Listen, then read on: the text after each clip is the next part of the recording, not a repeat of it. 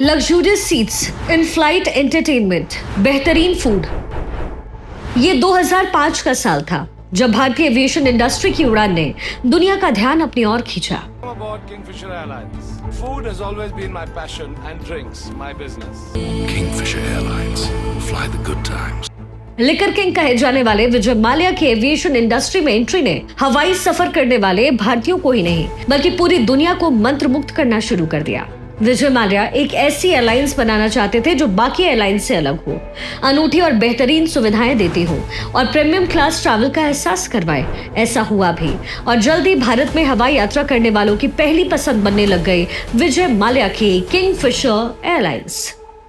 एक और Kingfisher airline देश में हेडलाइन लिख रही थी और दूसरी ओर विजय माल्या का कैलेंडर शूट और उनकी हाई क्लास पार्टीज भी सुर्खियां बनने लग गई। धीरे धीरे किंगफिशर एयरलाइंस का बेड़ा बढ़ने लगा और ये एयरलाइन दुनिया के सबसे बड़े यात्री विमान एयरबस A380 का ऑर्डर देने वाली भारत की पहली एयरलाइंस बन गई।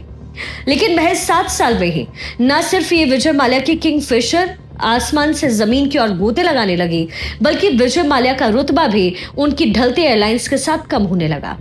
किंगफिशर एयरलाइंस पर आर्थिक आफत की शुरुआत साल 2008 से ही शुरू हुई। ईंधन की बढ़ती कीमत, दुनिया में छाई मंदी के लिए किंगफिशर एयरलाइंस की हाई क्वालिटी सुविधाओं को बनाए रखना चुनौती बन गया, जिसके बाद शुरू हुआ विजय माल्या का किंगफिशर एयरलाइंस को चलाए रखने के लिए कर्ज लेने का सिलसिला। कम लागत वाले एयरलाइन सेगमेंट में एंट्री के लिए किंगफिशर ने 2007 में ही एयर डेक्कन का अधिग्रहण भी किया।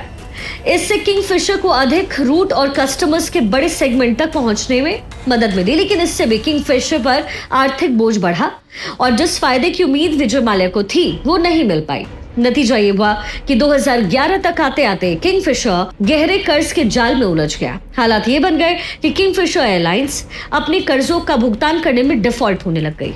कर्मचारियों की सैलरी पर संकट खड़ा होने लगा, फ्लाइट्स की उड़ानें कैंसिल होने लग गई और फिर अक्टूबर 2012 में DGCA ने किंगफिशर का लाइसेंस रद्द कर दिया। एयरलाइंस की सेवाएं बंद हो गई, कर्मचारी बेरोजगार हो गए और विजय माल्या पर कानूनी शिकंजा कसने लगा और फिर आखिरकार 2016 में माल्या देश छोड़कर भाग गया और फिर 2019 में 5 जनवरी को उन्हें भगौड़ा घोषित कर दिया गया। अब तकरीबन 9 साल बाद विजय माल्या ने एक यूट्यूबर को दिए पॉडकास्ट में अपनी सफाई पेश की।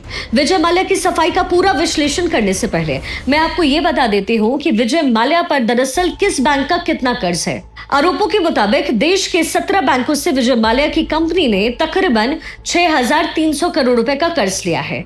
इसमें स्टेट बैंक ऑफ इंडिया से 1,600 करोड़, पंजाब नेशनल बैंक से 800 करोड़, IDBI बैंक से 800 करोड़, बैंक ऑफ इंडिया से 650 करोड़, बैंक ऑफ बड़ौदा से 550 crore, United bank of India से 430 crore, central bank of India से 410 करोड़, यूको बैंक से 320 crore, cooperation bank of India से 310 crore, central bank of Mysore से 150 करोड़, इंडियन ओवरसीज बैंक से 140 करोड़, फेडरल बैंक से 90 करोड़, पंजाब सिंध बैंक से 60 करोड़, एक्सिस बैंक से 50 करोड़ रुपए लिए। इसके अलावा उन पर IDBI बैंक के लिए 900 करोड़ रुपए के लोन डिफॉल्ट का मामला भी दर्ज है। हालांकि माल्या का दावा है कि उन्होंने IDBI का कर्ज चुका दिया है, लेकिन जो जानकारी मौजूद है उसके मुताबिक बैंकों का ब्याज और दूसरे शुल्क जोड़कर विजय माल्या और उनकी कंपनी पर कर्ज की रकम तकरीबन 9,000 करोड़ रुपए की हो जाती है। मार्च 2016 में देश छोड़ने के बाद अब 2025 में यानी तकरीबन 9 साल बाद विजय माल्या ने 9,000 करोड़ रुपए के इस कथित घोटाले या फिर डिफॉल्टर होने को लेकर के अपनी चुप्पी तोड़ी। एक पॉडकास्ट में विजय माल्या ने जो बातें कही हैं उसका लबोलुआब कुछ यूं है कि वो चोर तो नहीं है, लेकिन सवाल यह है कि क्या 9 साल बाद 9,000 करोड़ रुपए की इन देनदारी का पूरा सच वही है जो दरअसल विजय माल्या बता रहे हैं, या फिर विजय माल्या ने जितना बताया है उससे कई ज्यादा वो छिपा रहे हैं। विजय माल्या ने अपने पॉडकास्ट इंटरव्यू में दावा किया कि 2008 में जब क्रूड ऑयल की कीमत लगातार बढ़ रही थी और दूसरी ओर स्टेट गवर्नमेंट्स भी इस पर भारी टैक्स लगा रही थी, तब एयरलाइंस का खर्च काफी बढ़ गया। जिससे कम करने के लिए उन्होंने तत्कालीन वित्त मंत्री से कहा कि किंगफिशर को छोटा करना पड़ेगा, कुछ प्लेन और कर्मचारी कम करने पड़ेंगे। लेकिन तत्कालीन वित्त मंत्री प्रणब मुखर्जी ने कनेक्टिविटी और नौकरियों का हवाला देकर ऐसा करने से उन्हें रोक दिया, जिसकी वजह से उनकी दिक्कतें बढ़ गई।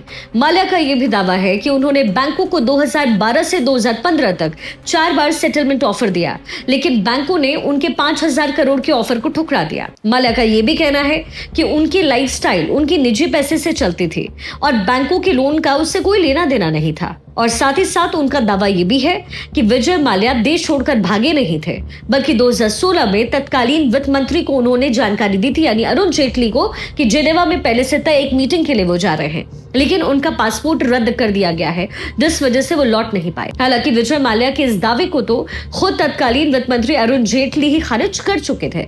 अरुण जेटली ने साफ तौर पर कहा कि 2014 से 2016 के बीच उन्होंने कभी भी विजय माल्या को मुलाकात के लिए वक्त नहीं दिया। कुल मिलाकर के देखा जाए तो विजय माल्या ने अपने पॉडकास्ट में खुद को विक्टिम साबित करने की पूरी कोशिश की, लेकिन जानकार उनके इस दावे पर कई सवाल उठा रहे हैं। जानकारों का दावा है कि विजय माल्या ने जब कर्ज लिया वो दरअसल 9,000 करोड़ से ज्यादा का था और इस 10 साल में इसे 2 बार बदला गया। और जब किंगफिशर एयरलाइंस बंद हो गई तो बकाया राशि ब्याज और जुर्माने के तौर पर बंट गई। जानकारों का यह भी कहना है कि बेशक माल्या ये कह रहे हो कि उनकी जीवन शैली उनकी निजी संपत्ति से चल रही थी, लेकिन कैग रिपोर्ट और इनकम टैक्स फाइलिंग ये बताती है कि विजय माल्या की यूबी ग्रुप कंपनी के पैसे इधर उधर हुए, यानी माल्या की निजी संपत्ति और सार्वजनिक कर्ज में कोई अंतर नहीं था। इतना ही नहीं, विजय माल्या जिस सेटलमेंट राशि का हवाला दे रहे हैं उसको लेकर के भी सवाल उठाए जा रहे हैं। एक आम आदमी की नजर से देखा जाए तो बैंक क्रेडिट कार्ड के डिफॉल्ट होने पर भी उनकी जिंदगी दूभर हो जाती है, और अगर बैंक सेटलमेंट को तैयार भी होते हैं तो भी मूल राशि से कई ज्यादा का सेटलमेंट होता है।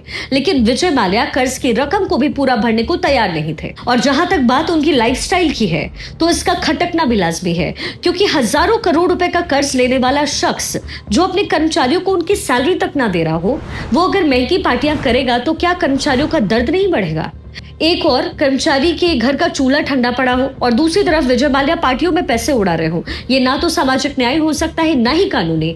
और सबसे बड़ी बात इसमें यह है कि अगर माल्या भागे नहीं तो फिर उन्होंने सरकार से क्यों नहीं स्वदेश वापसी की मांग की? सवालों की ऐसी कई और लिस्ट है जो भारत में विजय माल्या का इंतजार इस समय कर रही है। बेशक सरकार ने उनकी संपत्ति बेचकर वसूली कर ली हो, लेकिन अभी विजय माल्या के गुनाहों की वो सजा बाकी है जो भारत की अदालत तय करेगी।